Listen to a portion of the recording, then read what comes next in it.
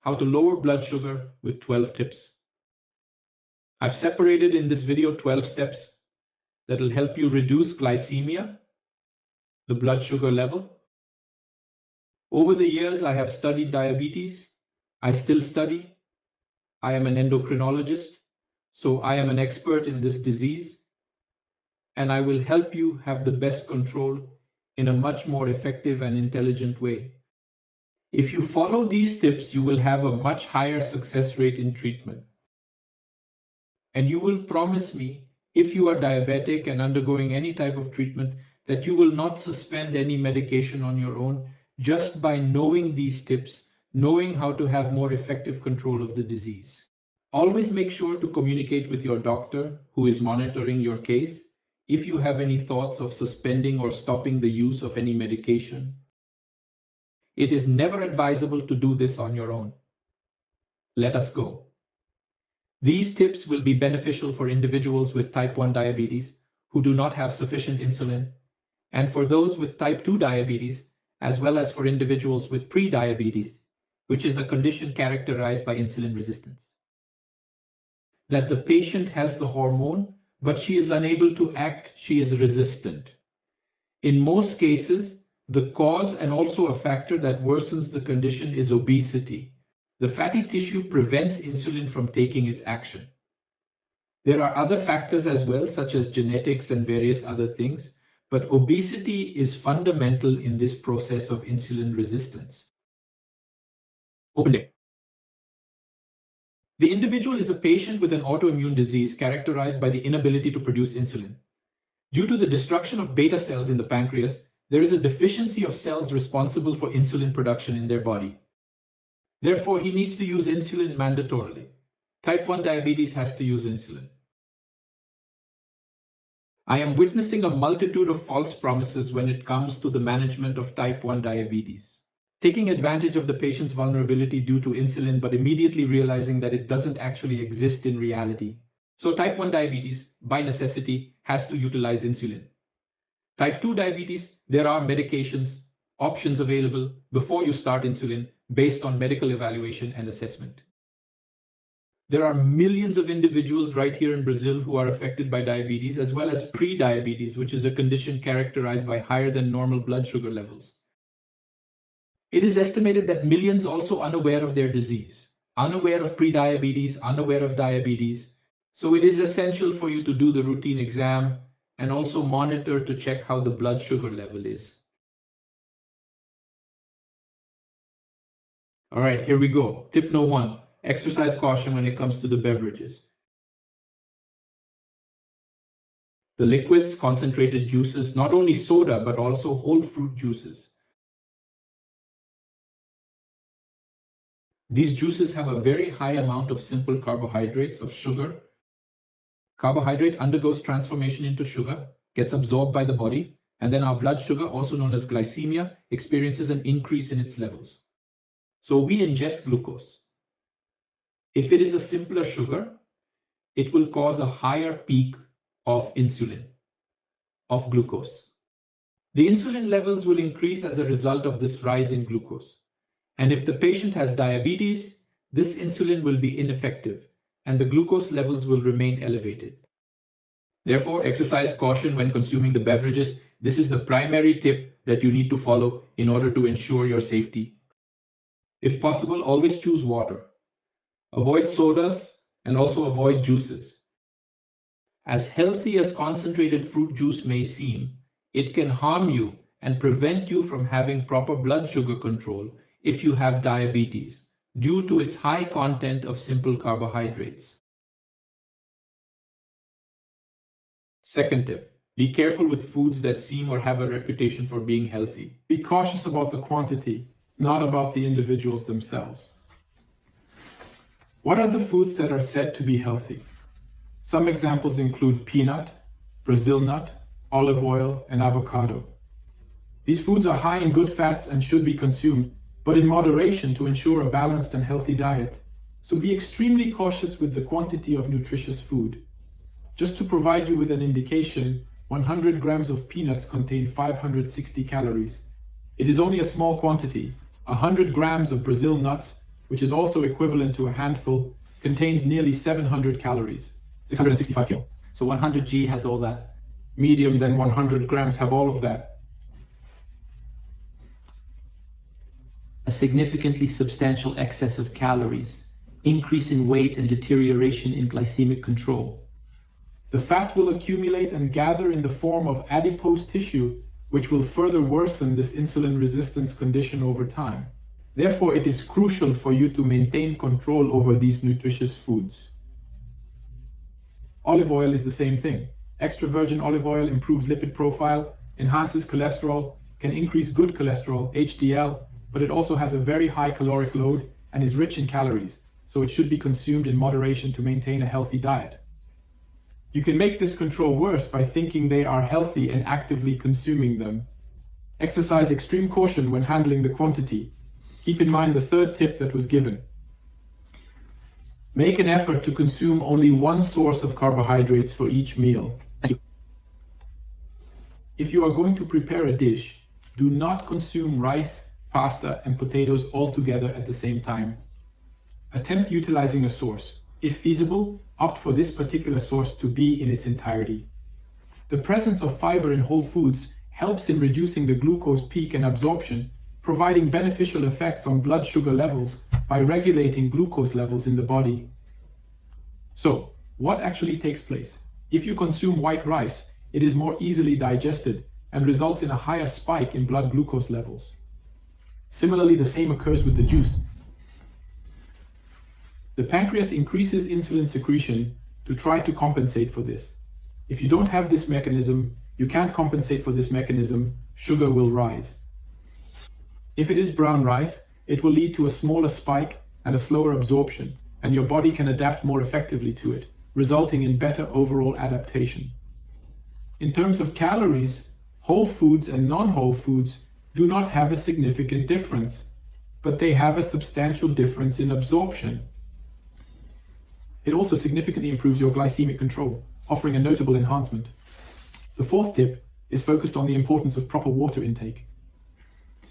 People who have diabetes are more susceptible to dehydration due to their condition, which increases their risk of inadequate fluid balance in the body, because the body also attempts to eliminate sugar through urine. And you experience dehydration more easily than a person who does not have diabetes. Therefore, it is crucial to exercise great caution and mindfulness when it comes to consumption and intake of water, to make sure you are always properly hydrated and maintain optimal hydration levels. What occurs? Frequently, individuals with diabetes, as a result of dehydration, encounter a rise in appetite. The body occasionally confuses dehydration with hunger. Consequently, this will also assist you in managing your diet effectively. If you are consistently well hydrated, it is of utmost importance that you maintain an adequate and sufficient intake of water in order to effectively regulate and control your glycemic levels and also manage your food intake in a balanced manner, ensuring optimal health and well-being. The fifth, the tip that comes after the fourth, or the step that follows, is the element of time. You must know that all the measures I'm talking about, they will require some time for you to be able to have control. It does not occur on a daily basis. It is a process that takes place over several months and years, and its control is also a part of it. What is on the internet? Control of diabetes in 15 seconds, in 15 minutes, or in 1 hour. That's all nonsense. Diabetes control involves a range of factors that you need to implement in order to effectively manage and regulate it on an ongoing basis. There are exams with glycated hemoglobin, which assess the binding of glucose with hemoglobin. Just to have an idea, this examination is utilized as a treatment objective.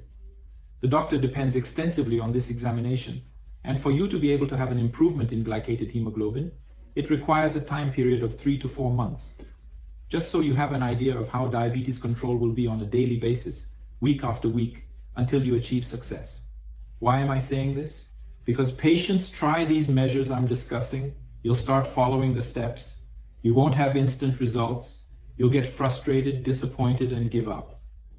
So from this point forward, be aware that managing diabetes is a process that spans multiple weeks. You'll see improvement. Or you say, if you supplement this, that, it'll improve out of nowhere. It's all nonsense. Diabetes control, you have to follow these tips in order to have a result. In order to be able to get excited that you are having a result, you are having success, you are having proper diabetes control. The sixth tip is to ensure that at least 50% of the plate is filled with leafy vegetables, such as cauliflower, cabbage, lettuce, and tomato. This is because by doing so, you can consume a larger quantity of food that is low in calories, which can help with weight management and overall health. This also aids in promoting satiety. If feasible, include fiber-rich foods in your meals, such as chia seeds and flax seeds, as they can contribute to slowing down the absorption process and keeping you feeling fuller for longer periods of time. So, the sixth recommendation for leafy foods. Seventh recommendation is to include foods that are high in fiber, such as chia seeds and flaxseed, in order to achieve the same effect as whole foods and to be able to delay the onset of hunger. So, if you're going to eat a banana, add a little bit of chia, flaxseed, and you'll be able to have better glycemic control. Tip number 8, it is advisable to avoid eating on the street. It is always a good idea to have a snack with you. So you steer clear of consuming any fast food, any burger, and any coxinha in order to maintain a healthy diet. Not that sometimes it cannot, but this cannot be routine. So, if you have a snack and avoid eating out, this will help you a lot to have control over your glucose levels throughout the days. Go ahead and take action. You will definitely notice a significant difference. It's crucial to consider tip number 9 for optimal results. Maintain a diary. This may appear tedious, but it provides significant assistance. Your doctor and nutritionist also provide significant assistance in determining the appropriate course of treatment. If you perform the task rapidly, within 10 to 15 seconds for each meal, and record the amount and content of what you consume, you can ensure a significant enhancement in your control. This is because the doctor relies on visualizing the progress of your day and utilizes fingertip tests to monitor your capillary glycemia. It is imperative to always note the time of these tests, as it is crucial for making necessary adjustments in your treatment. By following these steps diligently, you can greatly improve your overall management of the condition. I recommend all of my patients to do this because it is crucial for the doctor to understand the distinction between an increase, for instance, solely in fasting blood glucose, solely in sugar in the morning, as opposed to an increase throughout the day or solely after meals. This is fundamental. Don't forget to do this. It may seem boring, I know, but it is essential for you to have control. Experiencing complications from diabetes can be more frustrating than performing this task. So think about it, which may not be very pleasant. You have to write it down. But your nutritionist also, when he sees that, he can assist you in a much more effective manner. Don't forget to do the diary. If no diary, put it in notes on your phone. Also quick to take notes in a practical way. I have already done this, in fact, to have control over what I am ingesting, and it works. So always have a diary or write it down in a notepad to be able to pass it on during the consultation. Even if your doctor didn't ask, do it and show it to him. You'll see that there will be a big difference. There are also designated times for meals, which will greatly assist you in controlling and reducing your blood sugar levels, thereby preventing you from skipping meals and subsequently overcompensating by consuming a large amount of food in a single meal. What is much worse for your glycemic control? Make a peak, a very large carbohydrate overload all at once. So it is ideal that you have predetermined schedules. At least attempt to create pre-established schedules. Sometimes we can't control the routine. I also know that, but try to have predefined schedules. This will be of great assistance to you. The 10th point is an important tip that you should keep in mind. Make an effort to do a minimum of, at the very least, 150 minutes per week of physical exercise. The ideal would be 250. But if you do 30 minutes a day, 5 times a week, it will already be a start. It will already be enough to have a more effective control of blood sugar. During exercise, in addition to the body utilizing sugar and glucose as energy sources, your muscles also become more capable throughout the day, enhancing their ability to capture glucose. and increasing their overall efficiency in utilizing these fuels for sustained physical activity. The glucose transporter known as GLUT4 has the capability to capture glucose and metabolize it in a more efficient manner. This will assist you greatly in glycemic control. If you experience an increase in lean mass muscle, it will also provide assistance to you. However, engaging in physical exercise is crucial. Numerous patients express concerns about time constraints, but it is important to make an effort to prioritize it in your life, as physical exercise is vital. And there are numerous types of exercise. There are numerous individuals who struggle with running. You will select the optimal exercise, if feasible with the assistance of a professional, with the guidance of a professional, a physical educator who will have the capability to provide guidance regarding your heart rate and also which training is most suitable for your situation. However, engaging in physical exercise is absolutely essential, and having a knowledgeable physical educator would be invaluable in terms of managing this aspect and providing expert guidance regarding physical exercise. The step number 11, do not laugh. This is scientifically proven and supported by research. It occurs, I'll talk in the consult, the patients chuckle, but it is true, so it isn't worth laughing. If you're laughing, you've already begun, you can't laugh. It's to shrink the size of the plate. You consume more calories when you eat on a very large plate, as it has been proven. So make an effort to decrease the size of the plate. Utilize smaller plates, because apart from reducing intake, the visual stimulus that it sends to your brain, indicating that the plate is full, it is scientifically proven that you can diminish the calories ingested, thereby aiding in weight management. So if you laughed, know that this is true, you can't laugh. And the 12th tip will be the icing on the cake. If you adhere to the 11 steps that I mentioned in this video, in addition to this one, as well as the 12th one, you will witness a substantial and remarkable difference in glucose control in the management of diabetes.